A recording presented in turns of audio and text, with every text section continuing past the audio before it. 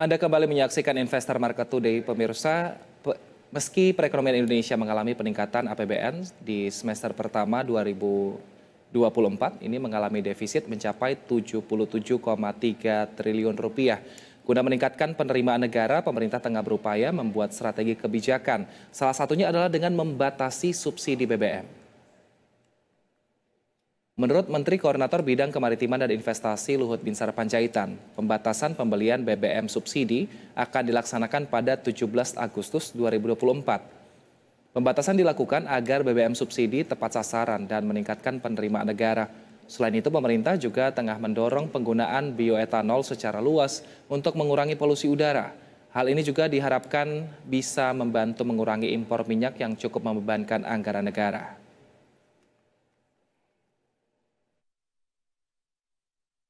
Saya pikir kita nggak boleh bergantung pada harga komoditas saja. Efisiensi itu menjadi sangat penting. Berbasis elektronik tadi, GovTech itu, Simbara yang saya jelaskan tadi.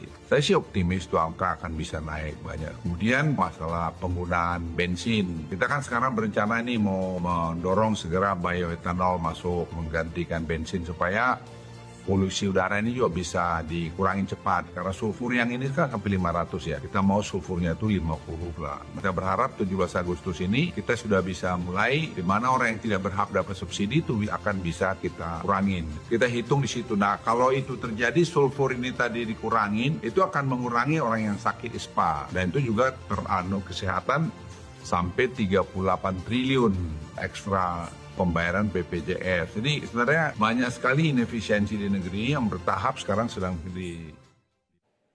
Dan untuk membahas mengenai dampak dari pembatasan subsidi BBM khususnya bagi kelas menengah, kita sudah terhubung dengan ekonom sekaligus guru besar bidang ilmu ekonomi moneter FEB UI, Ibu Telisa Aulia Valianti. Halo, apa kabar Ibu Telisa? Ya, baik. Selamat siang Selamat semuanya. Sehat siang selalu. Ibu. Baik Ibu, di tengah saat ini kita lihat daya ekonomi kita saat ini cukup melemah, namun ada kebijakan baru yang akan diterapkan rencananya tanggal 17 Agustus nanti, yaitu pembatasan BBM bersubsidi. Ini dampaknya akan seperti apa ke masyarakat, Bu?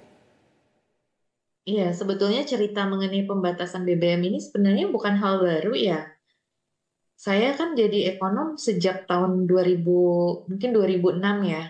Sepertinya sejak 2006 isu pembatasan BBM ini sudah selalu dibahas ya. Jadi artinya sudah bahkan mengkaji berkali-kali ya. Saya terlibat di tim kajian bagaimana lebih mengalokasikan efisiensi. Tapi mungkin ada beberapa kondisi ataupun dinamika yang menyebabkan beberapa kebijakan yang kita launching untuk pembatasan ini ada kendala ya. Artinya karena itu tadi kadang ketika harga BBM-nya turun, ya ini karena masih tersedia dananya kita masih ya fosilnya murah misalkan ya kita masih ke situ. Nah, padahal kan sebetulnya arah kebijakan kita ingin shifting ke energi baru terbarukan. Selama harga BBM-nya itu masih disubsidi, mekanisme pasar untuk shifting ke ke energi baru terbarukan itu menjadi semakin lambat. Nah, sedangkan kan kita memang seiring dengan target kita NDC, NZA, ketersediaan kita untuk Paris Agreement kita menyetujui itu, kita pengen mengurangi karbon, dekarbonisasi kan seharusnya memang ya lebih sehat lah dengan energi baru terbarukan. Tadi disampaikan oleh Pak Menko Marves kan bahwa itu juga untuk mengurangi penyakit dan lain sebagainya. Nah, ini bersamaan dengan era transisi kepemimpinan. Jadi di setiap transisi kepemimpinan sepertinya selalu ada ya kebijakan untuk BBM ini gitu. Nah, namun kan tadi disampaikan dengan kondisi global. Kemarin mungkin sempat ini waktu COVID kan justru BBM murah banget ya. Jadi ya nggak dibatasi karena juga murah ya. Jadi akhirnya tertunda lagi karena COVID. Nah, ini pasca COVID ternyata juga kondisi ekonomi kita ada global condition, ketidakpastian globalnya meningkat, higher for longer, dan kemudian juga dari sisi meskipun higher for longer sekarang sudah agak mereda ya kemarin inflasi Amerika gitu. Nah, tapi kan artinya bahwa ini sebenarnya sudah lama ya dicanangkan. Jadi kapan waktu yang tepat gitu ya? Menurut saya kalau nggak dimulai-mulai ya kita alokasi APBN ini akan selalu jalan di tempat. Sedangkan kita butuh realokasi APBN yang lebih baik. Tapi begini, masyarakat umum kan pasti akan terdampak. Kita mitigasi resiko-resiko kepada masyarakat yang paling rentan. Nah, yang paling rentan itulah yang harus kita tolong. Sebetulnya itu sudah dari dulu kan ada BLT. Itu kan awalnya untuk mengkompensasi pihak yang terdampak dari kenaikan harga BBM. Seperti itu kan. Jadi sudah ada mekanisme-mekanisme mitigasinya seperti itu. Jadi untuk masyarakat rentan itu tetap kita perhatikan. gitu ya. Jadi tapi memang shifting dari BBM ini memang harus dilakukan karena tadi mendistorsi untuk pasar energi renewable, sedangkan kita kan memang pengen ke arah energi renewable gitu. Jadi untuk memanfaatkan kepada yang lebih produktif pun, walaupun kita tidak menyangkal bahwa harga BBM yang stabil itu penting untuk menjaga inflasi dan daya beli. Tapi kan tadi ada mitigasi atau kompensasinya seperti itu. Baik. Nah, tapi kalau misalnya kita lihat Bu dari segi waktu ini kan sebenarnya tinggal 1 bulan lagi, tapi sementara regulasinya saja masih belum ketok palu. Terus ada butuh waktu juga sosialisasi kepada para operator dalam hal ini mungkin Pertamina dan juga masyarakat supaya nanti tidak ada informasi yang salah yang beredar di masyarakat.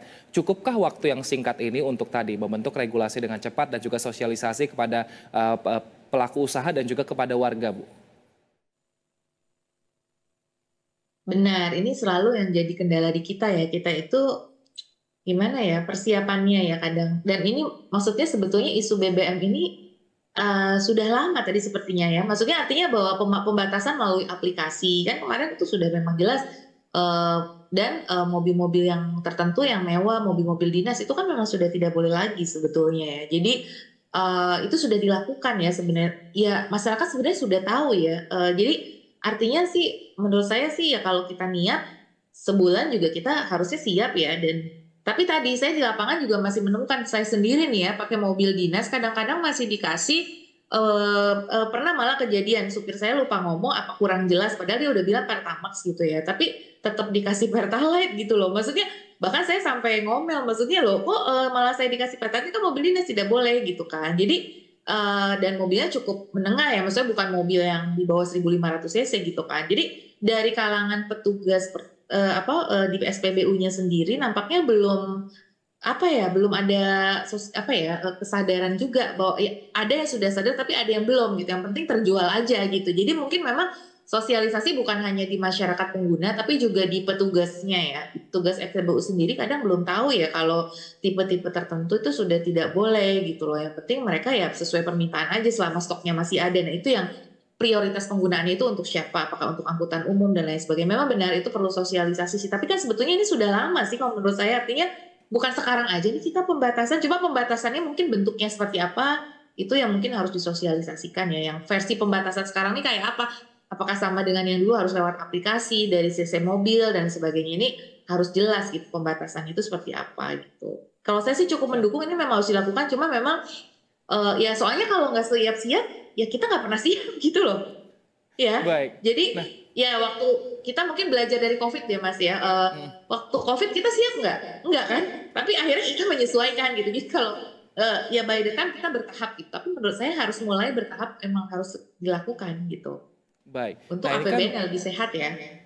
baik. Nah, tapi kan juga kadang ini menjadi celah juga bagi sejumlah oknum mungkin yang memanfaatkan hal ini untuk menimbun misalnya seperti itu dan juga mungkin pada saat penerapannya tadi mungkin masyarakat belum terlalu melek soal informasi sehingga mungkin terjadi antrian lalu terjadi adu argumen di Pertamina yang ada di daerah-daerah khususnya. Betul. Mungkin kalau di ibu kota sudah pada tahu. Nah, ini bagaimana antisipasinya Betul. untuk agar hal seperti ini yang sebenarnya sudah berkali-kali ada pembatasan, tapi berkali-kali juga pemerintah harus berulang kali untuk menyampaikannya. Bagaimana hal seperti ini supaya terminimalisir nanti pada bulan Agustus?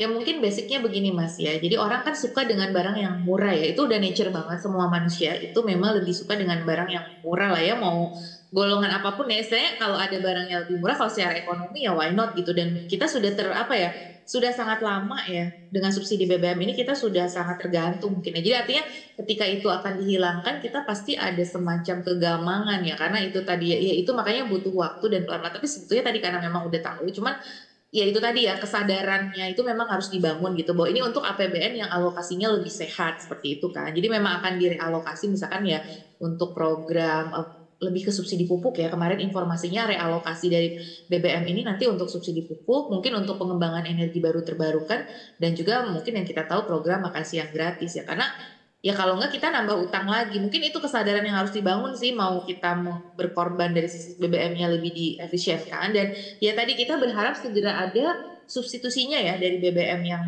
energi fosil ke BBM yang lebih ramah lingkungan dan Baik. itu economic of scale-nya Kalau bisa semakin murah, kan tadi arahnya ke mobil listrik kemana gitu kan, ke bioetanol ataupun ke biofuel gitu kan. Jadi atau biodiesel gitu kan. Nah, itu yang kita tunggu sih. Harusnya kompensasinya tuh ada. Jadi makin banyak pilihan. Menurut saya selain kita emang ngebatasin di yang BBM fosil, yang BBM energinya itu ataupun sumber energi baru terbarukannya tuh harus murah disediakan. Nah, itu akan membantu masyarakat. Jadi ya memang nggak bisa cepat juga, tapi harus segera gitu Baik, disediakan untuk masyarakat penggantinya.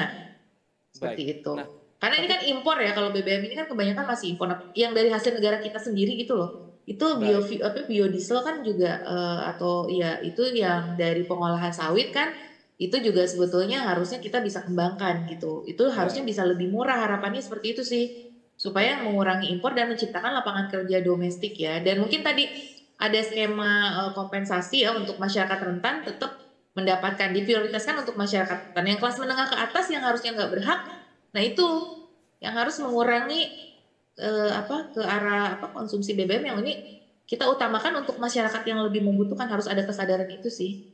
baik. Nah, tapi kalau ngomong-ngomong misalnya masalah kelas menengah nih, Bu, sebenarnya kelas menengah yang cukup terhimpit seandainya ada kebijakan-kebijakan pembatasan seperti ini, karena kita tahu mungkin kenaikan upah ini tidak sebanding dengan inflasi, lalu juga ada kebijakan-kebijakan seperti ini yang membuat kelas menengah ini harus berpikir ulang atau berpikir lebih lagi untuk mendapatkan pendapatan lebih.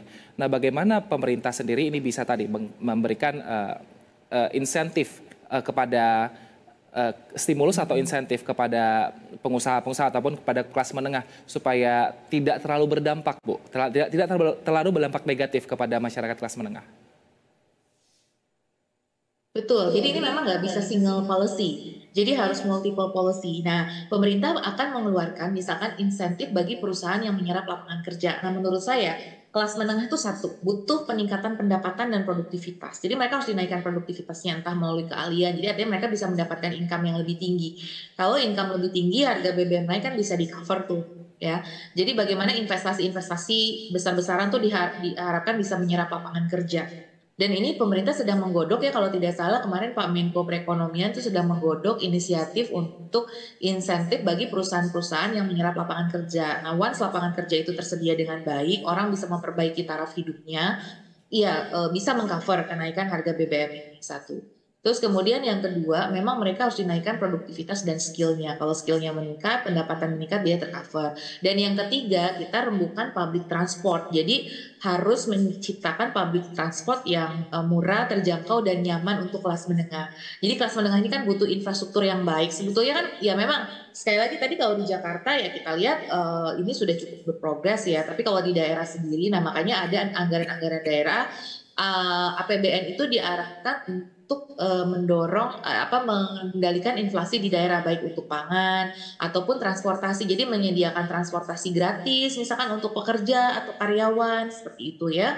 Untuk anak sekolah misalkan anak-anaknya disiapkan. Jadi program daerah itu bisa sangat membantu juga sih Mas untuk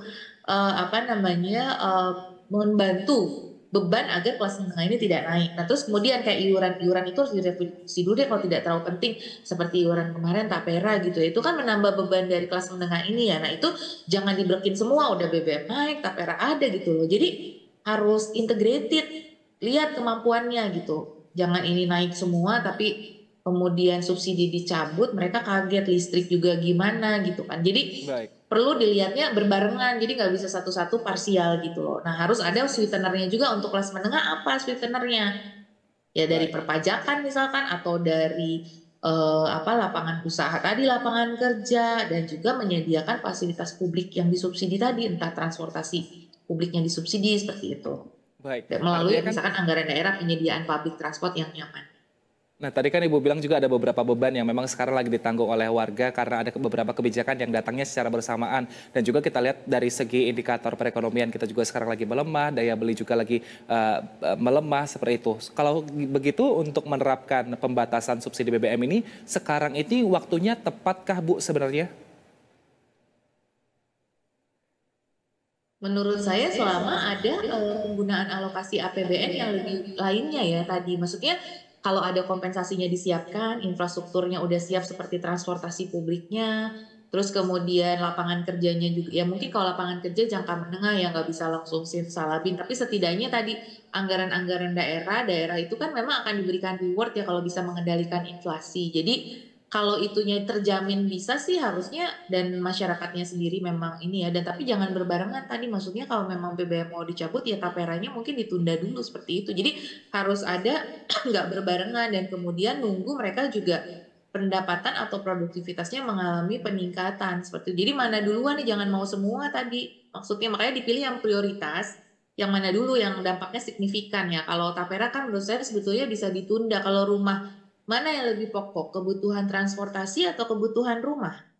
Ya misalkan seperti itu. Jadi transportasi ini kan untuk daily, mereka sehari-hari itu kan berputar terus. Menurut saya itu lebih urgent gitu loh untuk dibenahi dulu gitu. Kalau yang rumah kan jangka menengah panjang. Misalkan rumahnya di ini dulu, nanti melihat kemampuan dari si masyarakat. Misalkan nanti kalau udah growing, udah ekonomi lebih stabil, apalagi harapannya nanti The Fed mau nurunin suku bunga kan.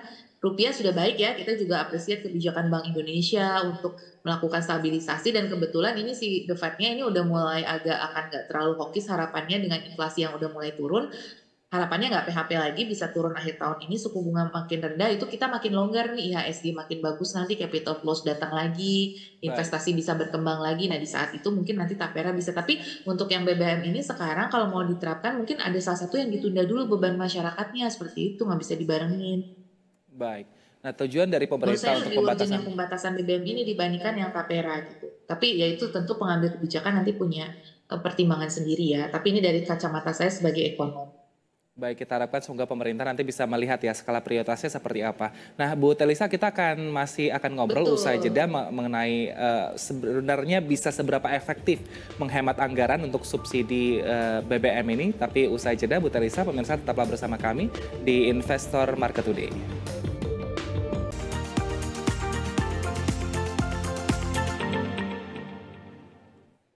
Pemirsa, pimpinan Komisi 7 DPR RI, Edi Suparno, meminta pemerintah untuk melakukan sosialisasi menyeluruh terkait rencana pembatasan BBM bersubsidi yang rencananya akan diterapkan bertepatan pada Hari Kemerdekaan Republik Indonesia 17 Agustus mendatang.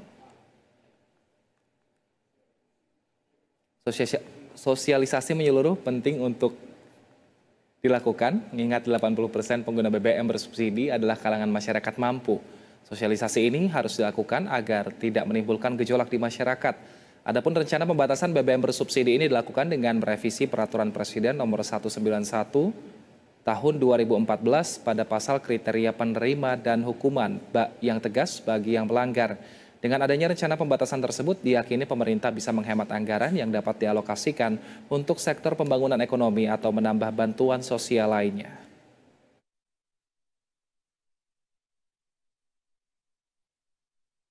Karena masyarakat itu jangan sampai resah, seakan-akan subsidi dibatasi termasuk bagi mereka yang membutuhkan juga. Misalnya angkot, ojek online, UMKM. Enggak, UMKM, ojek online, angkot itu tetap berhak atas subsidi dari BBM itu. Yang tidak berhak adalah mereka-mereka yang kemudian selama ini menikmati padahal mereka adalah masyarakat mampu. Nah ini nanti payung hukumnya akan dievaluasi, akan direvisi supaya kemudian mencatatkan kriteria siapa saja yang berhak mendapatkan subsidi dan apa sanksinya bagi mereka yang tetap menerima membeli BBM subsidi atau menjual BBM subsidi tersebut. Pemirsa, kita lanjutkan dialog bersama dengan ekonom sekaligus guru besar bidang ilmu ekonomi moneter FEB UI, Ibu Telisa Aulia Valianti. Ibu Telisa, sebenarnya dengan pembatasan BBM subsidi ini ke masyarakat, bisa menghemat anggaran seberapa besar? Ya kalau BBM kan di 2024 itu diperkirakan sekitar 100 triliun lebih ya. Jadi mungkin harapannya ya bisa kurang dari 100 triliun ya subsidi BBM ini. Jadi artinya bahwa bisa di bawah itu sehingga yang shiftingnya bisa ke program-program lain seperti subsidi pupuk dan lain sebagainya. Jadi harapannya mungkin ya sekitar 30 triliun sampai 50 triliun mungkin bisa dihemat untuk kepentingan lainnya, seperti itu sih. Kalau dari gambaran kan memang sekitar 113 triliun ya subsidi BBM itu di anggaran tahun 2024 kalau tidak salah saya, seperti itu. Baik, tapi kalau dari Bu Telisa sendiri menilai apakah memang selama ini anggaran untuk energi ini sudah terlalu besar, Bu? Kalau dibandingin bansos ya masih gedean bansos ya. sebenarnya kalau dibandingkan dengan bansos ya. Tapi kan masalahnya gini, kita itu kan selalu konsepnya opportunity cost ya, uang 1 miliar aja itu yang terbaik kita terapkan kemana gitu ya. Kalau misalkan kebocorannya kita hitung dan multiplier efeknya, net efeknya tuh sejauh mana. Jadi artinya bahwa apa yang kita tuju sebagai final goals-nya gitu. Jadi itu memang cukup kompleks ya untuk menjawab, karena sebenarnya di satu sisi subsidi BBM itu membantu agar inflasi tetap stabil. Di sisi yang lain, nah inflasi itu kan juga penting untuk stabilitas makro. Tapi di sisi yang lain dia ada distortifnya juga.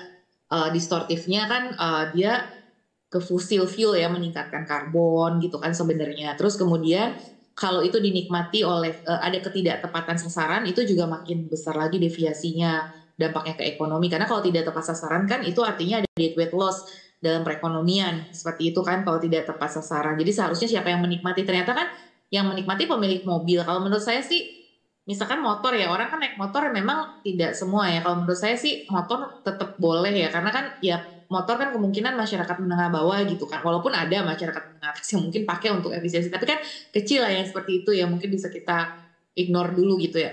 Motor, angkutan umum itu kan masih membutuhkan menurut saya gitu. Jadi tetap itu diprioritaskan ke situ. Jadi masalah prioritasnya sih. Jadi dan ketepatan sasarannya. Sebenarnya kalau kita bicara subsidi BBM itu bukan berarti tabu sama sekali, tidak. Untuk masyarakat yang tadi naik motor, angkutan umum itu masih diperlukan. Mereka masih butuh gitu ya itu. Karena sangat ngaruh banget, mereka itu kan pendapatannya ada yang harian gitu. Jadi kalau kenaikan itu terasa sekali gitu dalam kenaikan cost of living-nya.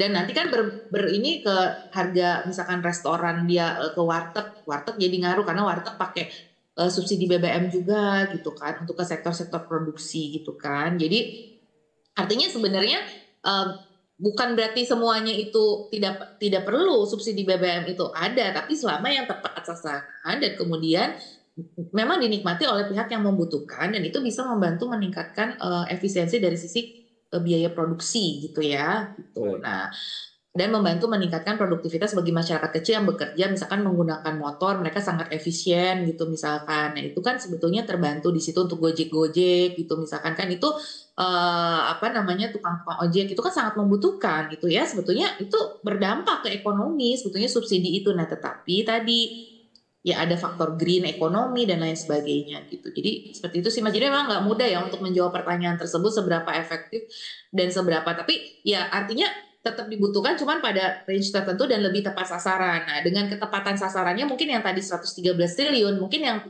ketidaktepatannya mungkin saya tidak tahu ya, belum cek lagi. Mungkin 30% tidak tepat gitu atau 50%. Nah, itu kita naikkan ketepatan sasarannya. Jadi mengurangi, terus kemudian kita naikkan ketepatan sasarannya dengan adanya sanksi-sanksi tadi buat orang yang berpendapatan mampu punya mobil mewah tapi pakai subsidi BBM, ya itu jelas itu harus ada sanksinya gitu, karena ya tadi mereka tidak berhak menikmati itu. Jadi lebih ke situ sih, penerapannya itu sanksinya juga penting, dan kemudian pihak yang tidak membutuhkan itu tidak menikmati itu sebetulnya akan membantu banget alokasi yang baik dari subsidi BBM ini seperti itu. Jadi nanti yang tidak tepat inilah yang kita tarik sebenarnya. Nah, yang tidak tepat itulah yang kita realokasi untuk kepentingan lain yang lebih baik dari sisi APBN untuk lebih produktif tadi. Misalkan memberikan insentif tax expenditure buat perusahaan yang menyerap lapangan kerja, itu kan lebih dirasakan. Ya, nanti arahnya katanya subsidi pupuk yang lebih tepat untuk petani, meningkatkan produktivitas pangan supaya produksi pangan kita naik seperti itu.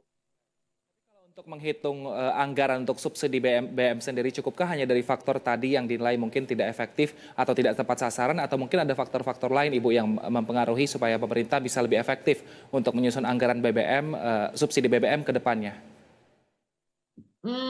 Yang lainnya juga mungkin untuk keekonomian dari EBT sendiri ya. Jadi artinya sebenarnya kalau kita memang EBT pengen benar-benar serius, itu nanti berapa sih harga BBM yang seharusnya di pasar supaya EBT-nya semakin efisien. Jadi dua pertimbangan sih ya sejauh ini ya yang paling utama. Jadi yang pertama tentunya tadi ketepatan sasaran yang tadi saya sampaikan. Kemudian yang kedua mungkin, sebelum EBT mungkin yang kedua kebutuhan dari prioritas nasional lain yang lebih penting ya. Ketika ada prioritas lain yang dianggap lebih penting, yang terbukti secara kajian itu lebih baik, nah realokasinya di situ. Sehingga berapa yang harus dipangkas. Sama, tapi tadi ada ketiga, ada faktor-faktor resiko seperti kenaikan harga kenaikan harga internasional minyaknya, karena geopolitical factors, dan kemudian rupiah misalkan ya, stabilitas dari rupiah, karena rupiah kan ngaruh banget ke impor ya, jadi itu juga. Dan seberapa kita akan membatasi impor kita sih, jadi kita punya target juga untuk mengendalikan impor migas gitu, untuk membantu mengurangi menipisnya surplus neraca migas, itu juga mungkin nanti jadi pertimbangan perhitungan ulang ini. Kemudian mempertimbangkan juga dampak ke daya beli tadi, Mas. Itu penting juga. Selain ya EBT tadi ya, untuk keekonomian EBT, tapi pertama yang lebih yang lebih penting daripada EBT, sorry saya lupa, untuk daya beli tadi. Jadi naiknya tuh berapa sih? Karena saya suka bikin simulasi-simulasi membantu memberikan masukan ke pemerintah. Ini naiknya berapa? 100, 200, 300. Jadi mengurangi subsidinya tuh berapa? Nah, itu kita simulasi. Kalau naik 100, inflasi jadi berapa, kemiskinan jadi berapa, pengangguran jadi berapa. Jadi itu suka ada sih Mas hitungan seperti itu. Jadi simulasi dampak ke daya beli, ke inflasi, ke kemiskinan, ke pengangguran itu seperti apa. Jadi kita cari yang optimal, yang jangan sampai menaikkan kemiskinan secara drastis, atau menaikkan pengangguran secara drastis gitu, atau menaikkan inflasi. Nah itu kita cari optimum levelnya ini berapa, masih bisa di space-nya gitu, masih bisa dinaikkan seperti itu. Baik. Nah, kalau menurut Ibu sendiri ini kembali ke mungkin kelas menengah dan juga daya beli yang tadi saat ini memang lagi menurun. Menurut Ibu, resiko atau tantangan apa lagi kira-kira yang kedepannya akan mungkin dihadapi oleh kelas menengah, Bu? Dan kira-kira apa ya cara yang harus dilakukan dari pemerintah dan dari kelas menengah itu sendiri supaya mungkin bisa lebih bertahan di zaman sekarang? Nah, ya resikonya sudah pasti tuh kenaikan biaya hidup ya. Terus kemudian yang kedua, sulitnya lapangan kerja akibat digitalisasi itu juga penting ya. Kan kita banyak nih cerita-cerita PHK ini belakangan karena beberapa mungkin ya didrive oleh ekonomi global, oleh tren yang ada di global, ketidakpastian dan lain sebagainya. Jadi lapangan kerja sih ancamannya juga tadi, makanya segera perlu insentif dan kebijakan ketenaga kerjaan yang komprehensif karena kita harus menyelamatkan lapangan kerja kita. Harga naik kalau harga naik masih bisa di-cover selama kita lapangan kerja meningkat atau pendapatan naik. Tapi kalau misalkan lapangan kerja nggak ada, harga naik, nah itu yang fatal, yang double hits gitu. Nah makanya supaya kelas menengah ini tidak double hits tadi, lapangan kerjanya harus dipersiapkan dan kita harus mengantisipasi ya dampak AI, misalkan robotisasi ini ke lapangan kerja, dan kemudian kebutuhan skillnya mismatch di situ. Nah harus disiapkan oleh menengah ini pendidikan dan skill. Makanya program upskilling, reskilling untuk mencari pekerjaan itu sangat penting. Dan kemudian yang ketiga tadi kewaspadaan terhadap itu tadi, jangan sampai bebannya itu ditambah-tambah tadi ya. Saya paham beberapa hal penting. Jadi banyak ya insurance atau apa tambahan-tambahan biaya yang kemudian itu menekan mereka juga. Nah itu harus diperhatikan, jangan berbarengan semua karena once itu dipaksakan itu ya akan mengganggu dari sisi daya beli mereka sendiri. Dan kemudian operasi pasar tadi ya, penimbunan dan lain sebagainya itu harus diantisipasi. Jadi jangan sampai ada pihak-pihak yang mengambil kesempatan dalam kesempitan. Korupsinya juga harus diturunkan, jangan sampai dana-dana APBN yang ini malah dikorupsi, akhirnya padahal itu bisa digunakan untuk memperbaiki misalkan fasilitas publik untuk kelas menengah, agar kelas menengah juga lebih nyaman dari sisi kesehatan, dari sisi transportasi. Karena kelas menengah ini adalah penopang untuk pertumbuhan ekonomi gitu ya. Dia sangat berperan banget di tengah dan mereka rentan fragile terhadap perubahan-perubahan. Kalau kelas menengah kita hancur, ya itu fondasi ekonomi kita juga hancur. Karena kalau yang bawah kan dapat bansos, kalau mereka kan tidak gitu. Jadi mereka pendidikannya harus diperbaiki, akses ke keuangannya juga.